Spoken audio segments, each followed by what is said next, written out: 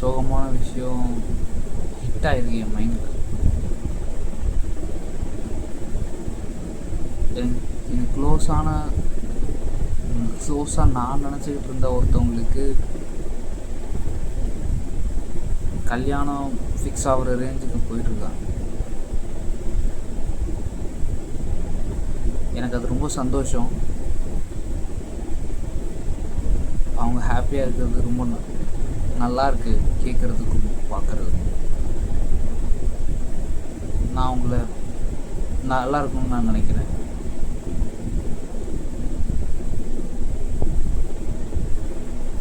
இதில் விஷயம் என்னன்னா, நான் என்ன பண்ணிக்கிட்டு இருக்கேன் எனக்கு தெரியும். லாஸ்ட் ஒரு 5 வருஷமாக என் வாழ்க்கையில் என்னென்னமோ நடந்திருக்கு. நான் பிஎஸ்சி சைக்காலஜி படித்தேன்.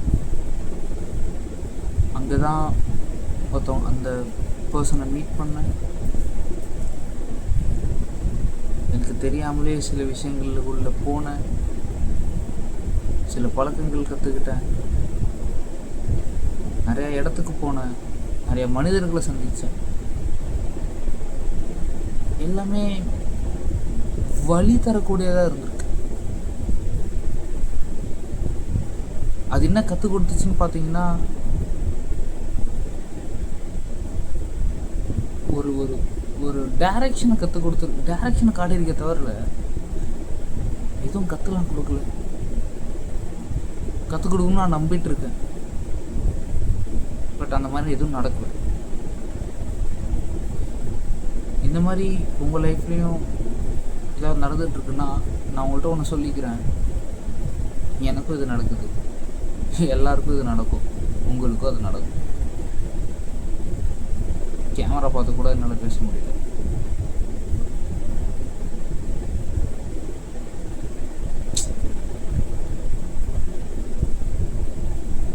கடவுள் நம்பிக்கை எனக்கு ரொம்ப அதிகம்.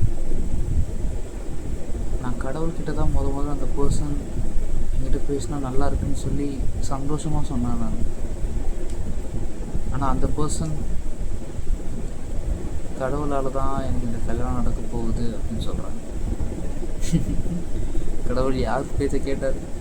என் பேச்சா அந்த பர்சன் பேச்சு தெரியும். ஆனால் அவங்க வாழ்க்கை நல்லா இருக்கு. அதுக்கு என் வாழ்க்கை நல்லா இல்லைலாம் இல்லை. Central government employee, it's okay, fine, எல்லாம் நல்லா தான் இருக்குது. பட் எந்த அளவுக்கு பேசவே முடியலங்க.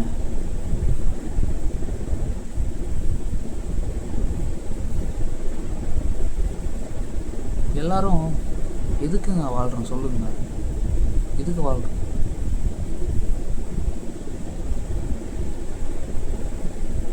ஏதோ பண்ணுறதுக்கு நம்மளுக்கு பிடிச்ச விஷயங்கள் செஞ்சிச்சு கொஞ்சோண்டு சந்தோஷமாக இருக்கலாம் அப்படின்ற ஒரு எண்ணம் வெளிப்படையிலனா கூட உள்ளுக்குள்ளே அந்த எண்ணம் எல்லாருக்குமே இருக்குல்ல. அதே எண்ணம் தான் எனக்கும் இருந்துச்சு, இப்போ கூட இருக்குது. ஆனால் எண்ணம் இருக்கு அப்படின்றதுனாலேயே அது நடந்துடாது. எனக்கு அது நடக்குது.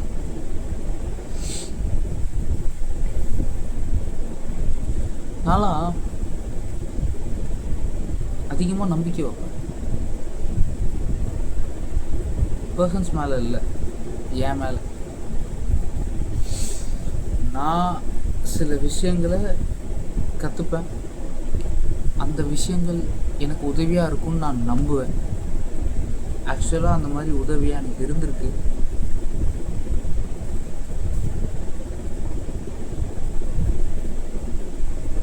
வாழ்க்கையில் முன்னேற வழியை பார்க்கணும் நம்ம எல்லாரும். முடிஞ்சு போன பர்சன்ஸ், நம்ம வாழ்க்கையில் இல்லாத பர்சன்ஸ், முடிஞ்சு போன கதைகள், அதை வச்சு நம்ம ஃபீல் பண்ணிட்டு இருக்க வேணாம். ஹியூமன் மைண்டால் என்ன வேணால் மாற்ற முடியும். இது சில பேருக்கு இல்லை, பல பேருக்கு தெரியறதில்லை.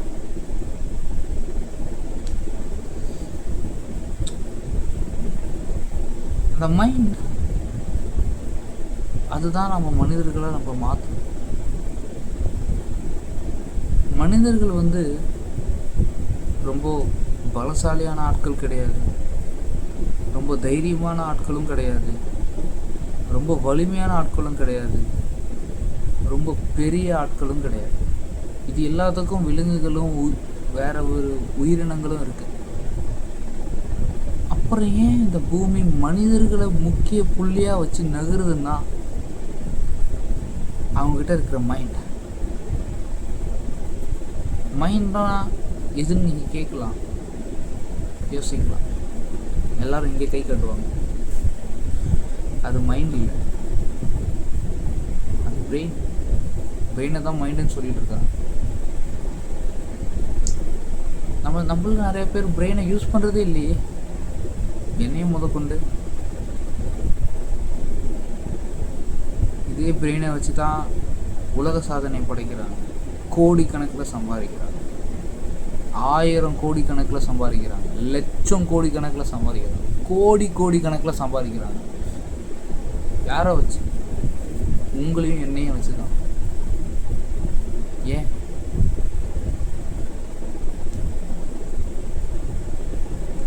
அவங்க பிரெயின் அப்படின்னு நம்ம நினச்சிட்டு இருக்க விஷயம் நிறைய வேலை செய்யும். எப்படி ஹார்ட்னு சொல்லிட்டு இங்கே கை காட்டுறோங்க, எமோஷன்ஸ் இங்கே வலிக்கும்னு சொல்கிறோம்ல, அதே மாதிரி பிரெயினில் இருக்கிற ஒரு எமோஷன் தான் மைண்ட். அந்த மைண்டுக்குள்ள சென்ஸ், 6th சென்ஸ்ன்னு சொல்லப்படுற விஷயங்கள் இருக்கும். எப்படி எமோஷனுக்குள்ள, ஹார்ட்குள்ளே எமோஷன்ஸ் ரொம்ப வகையான எமோஷன்ஸ் இருக்கோ, சோகம், துக்கம், கோபம், அதே மாதிரி பிரெயினுக்குள்ளே மைண்ட் இருக்குது. அந்த மைண்டுக்குள்ளே 6th சென்ஸ் இருக்குது.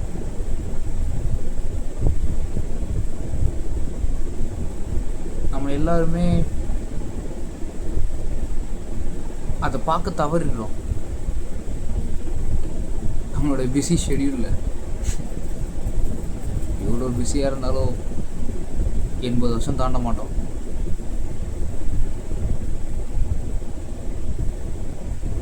வருஷம் வாழ போகிற வாழ்க்கை ஜாலியாக இருக்கலாம்.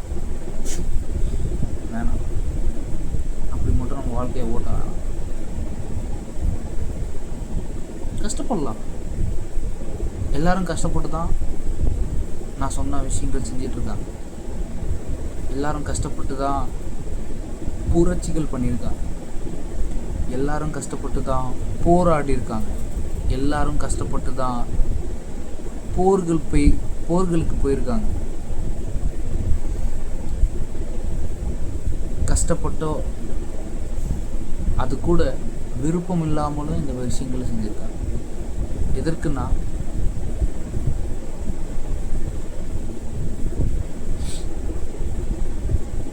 ஏதோ ஒரு மனிதருக்கோ, ஏதோ ஒரு சமூகத்துக்கோ, ஏதோ ஒரு நிறுவனத்துக்கோ இந்த மாதிரி பண்ண வைக்கிறது லாபகரமாக இருக்குது. ஏன் நம்ம அப்படி விடுறோம்? நம்மளுக்கு ஏன் அது புரிய மாட்டேங்குது? 12th 157 கோர்சஸ் இருக்குது.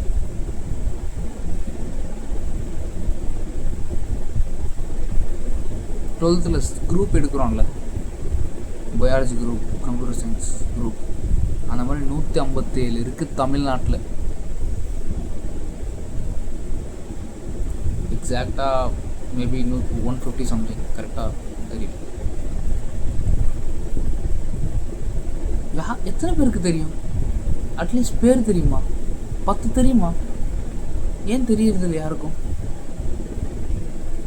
எல்லாரும் இன்ஜினியரிங், எல்லாரும் டாக்டர், எல்லாரும் ஆர்ட்ஸ், ஏதோ பண்ணிக்கிட்டு ஏன் போய் நம்ம குழியில் விழுறோம்? நமக்கு 6th சென்ஸ் இருக்கே.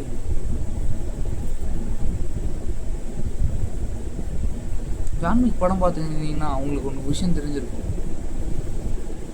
A man without purpose is nothing. A man without purpose is nothing. ஒரு மனிதனுக்கு வாழ்க்கையோட நோக்கம் இல்லைன்னா அவன் ஒன்றுமே இல்லை. எத்தனை பேருக்கு வாழ்க்கையோட நோக்கம் இருக்குது? அந்த நோக்கத்தை பின்பற்றுறதுக்கு எத்தனை பேருக்கு தைரியம் இருக்குது? அந்த நோக்கம் தெரியாமலே எத்தனை பேர் இருக்கீங்க? ஏன் நம்ம அப்படி இருக்கோம்? நம்ம வேலை செஞ்சு சம்பாரித்து சாப்பிட்றதுக்கு மட்டும் இந்த உலகத்தில் நம்ம இல்லை. எப்படி ஒரு சிங்கம் வேட்டையாடுறதோ, எந்த ஒரு சிங்கமாவது வேட்டையாடாமல் வாழ்ந்து பார்த்துருக்கீங்களா? கேட்டிருக்கீங்களா? அஃப்கோர்ஸ் கண்டிப்பாக ஜூவில் மீட் போடுவாங்க. ஆனால் அந்த மீட் எதோட மீட்? ஒரு சிங்கம் சாப்பிடணுன்னா இன்னொரு உயிர் போகுது. அதுதான் அதோடைய வேலை. நம்ம வேலை என்னங்க சொல்லுங்க? சாப்பிட்றதா இல்லை சாப்பிட்றவங்களுக்கு இறையா போகிறதா? மக்கள் நீங்கள் தான் இதெல்லாம் யோசிக்கணும். நான் தனியால் எதுவும் பண்ண முடியாது. இங்கே கூட்டமாக மனிதர்களால் ஒன்று சேர முடியும். பக்கத்து தெருவில் இருக்கிற எதிரி கருத்துக்களை கேட்டு நம்மளுடைய உணர்ச்சிகளை புரிஞ்சுக்கிட்டு நம்ம இடத்துக்கு வர முடியும், நம்ம பக்கம் நிற்க முடியும். அது எந்த விலங்கு எந்த இயற்கையிலுமே அது நடக்காது, எதுலேயுமே நடக்காது. ஏன்? கருத்து வேறுபாடு. ஒரு சின்ன கருத்து உங்களை எல்லாரும் பிரிக்குது.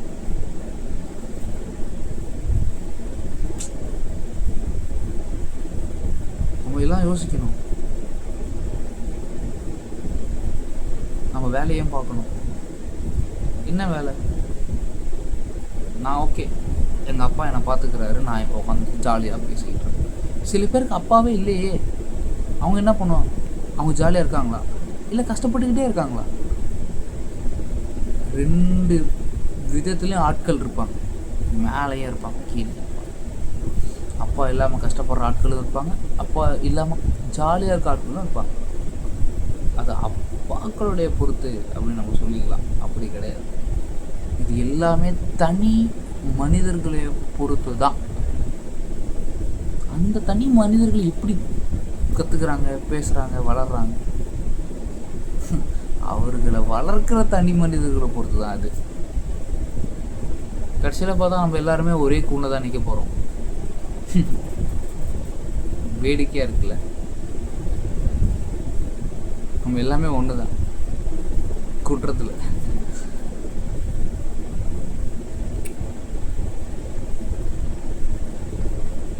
நம்மளுக்கு பர்பஸ் வேணும்.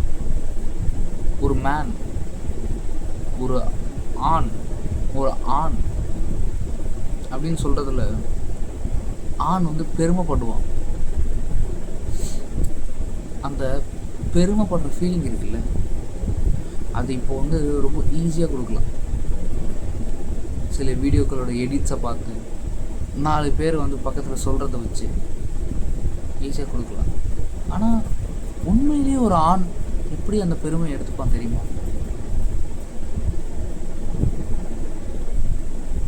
அவனுக்கும் மேலே அவன் ஒரு விஷயத்தை சுமந்துக்கிட்டு இருப்பான். Ideology, purpose.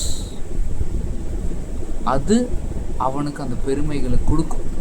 அந்த பெருமைகளை தப்பாக யூஸ் பண்ணான்னா அவன் அழிஞ்சிருவான். அந்த பெருமையை பணிவாக மாற்றி அவன் யூஸ் பண்ணான்னா அது அவனை வேற உலகத்துக்கு கொண்டு போகும். வேற மனிதன் நம்ம ஆளுவான்.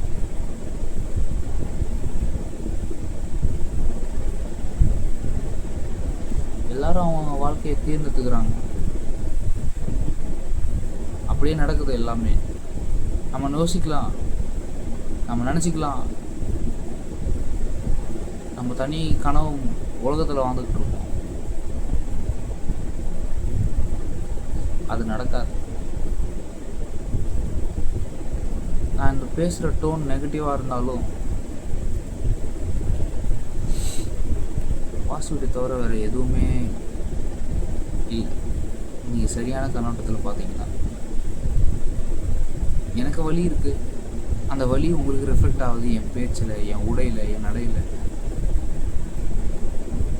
என் முக பாவனையில். இதே மாதிரி தான் இந்த டிரான்சாக்ஷன் வந்து எனர்ஜியை வச்சு தான் நடக்கும். எனர்ஜி. இப்போ நான் சோகமாக பேசுனா நீங்கள் கேட்டுட்ருப்பீங்க, கத்தி பேசுனா கேட்க மாட்டேன்.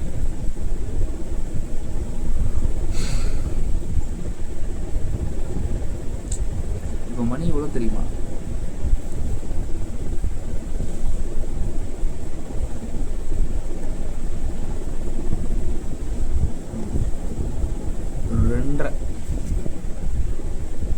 தூங்கவே இல்லை,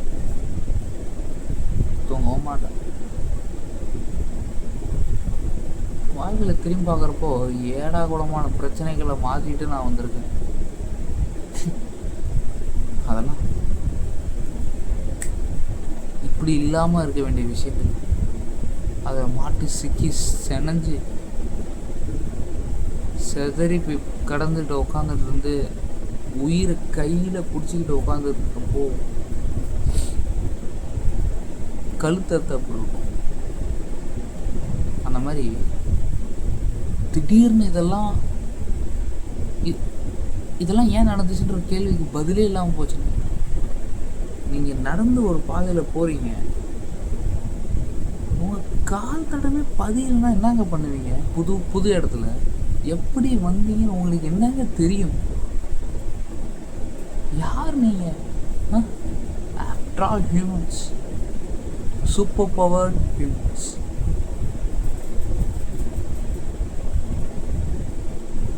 which we won't believe that we have superpower. யாருக்கும் அது நம்பிக்கையே இல்லை.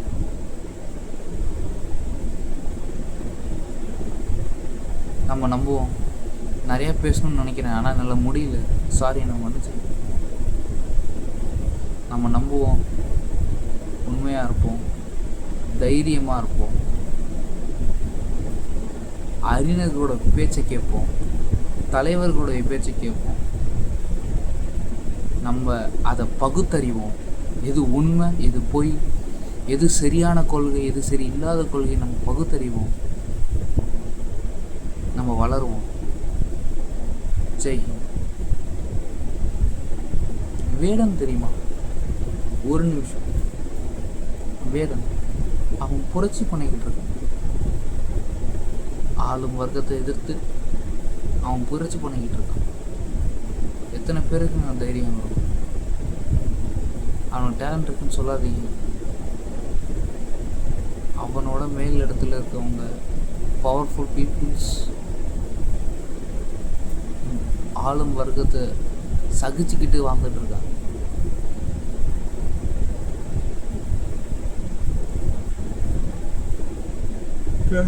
என்ன சொல்றேன்னா எனக்கு தெரிஞ்சு அதை நான் உங்ககிட்ட சொல்றேன். உங்கள் வாழ்க்கையில் முக்கியமான விஷயங்கள் இருக்குது, அதை நீங்கள் தேடணும். எது முக்கியமான விஷயம்? எல்லாமே முக்கியமான விஷயம் மாதிரி தோணும் இல்லை. உங்களுக்கு நீங்கள் தான் முக்கியம், உங்களுடைய பர்பஸ் மட்டும்தான் முக்கியம். அவ்வளோதான். இந்த உலகத்தில் மற்ற எல்லாமே எக்ஸ்ட்ராஸ் தான். மறந்துடாதீங்க, ஹோட்டலில் எக்ஸ்ட்ராஸ்க்கு சார்ஜும் பண்ணுவாங்க.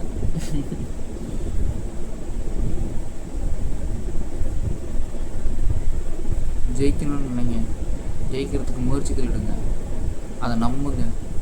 ஜெயிச்சுக்கிட்டு இருக்கோம், ஜெயிப்போம், நம்ம தான் ஜெயிப்போம்னு நம்புங்க. வேலை செய்யுங்க, பலன் வரும்.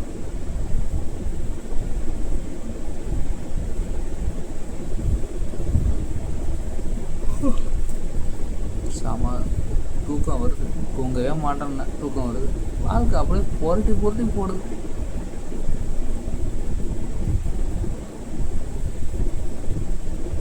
தைரியமாக இருங்க. நீங்கள் எந்த விஷயம் செய்யணும்னு நினச்சாலும் அந்த விஷயமாக நீங்கள் மாறுங்க. அந்த விஷயத்தோட உணர்ச்சிகளோடு இருங்க. எல்லாம் நடக்கும். வாழ்க்கை வளமுடன். பாய்.